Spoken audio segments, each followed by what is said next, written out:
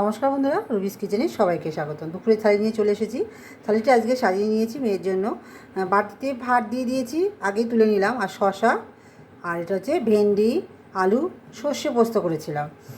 আর আজকে করেছি কি জানো, তোমরা তো সবাই আজ স্পেশাল একটা জিনিস আমি রান্না করিনি, এটা মেয়ে করেছে। এটা হচ্ছে শঙ্কর মাছ।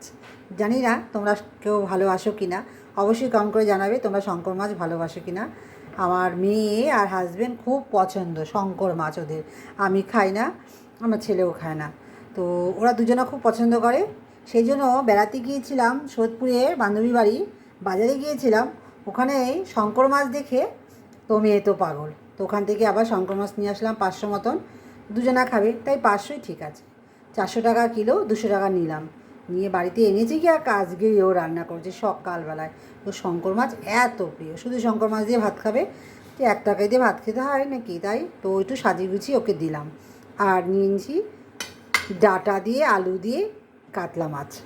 এটা রান্নাটা আমি একদম ছোটোবেলায় দেখেছি আমার মা ঠাকুমাকে করতে, সেই দেখে নিয়ে কীভাবে করেছে মনে রেখে ওইভাবে রান্নাটা আমি করলাম। চলো খেয়ে দেখি কেমন হয়েছে।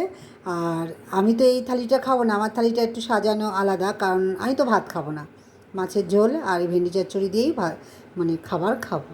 যাই হোক, অনেক কথা বলে ফেললাম। সবাই ভালো থেকো, সুস্থ থেকো, আবার রাতে দেখা হবে, কথা হবে তোমাদের সাথে ডিনার নিয়ে। চলো আজকে এই পর্যন্ত। হ্যাঁ, আরেকটা কথা, আমি কাতলা মাছটা ডাঁটা আলু দিয়ে ঝোল করেছি, সেটা কিন্তু রুবি স্ক্রিন চ্যানেলে গেলেই তোমরা দেখতে পাবে। আমি ঠিক 6টা 7টার মধ্যে ছেড়ে দেবো, তোমরা চলে গিয়েও আমার চ্যানেলে গিয়ে দেখে এসো। চলো আজকে এই পর্যন্ত, সবাই ভালো থেকো, সুস্থ থেকো, টাটা।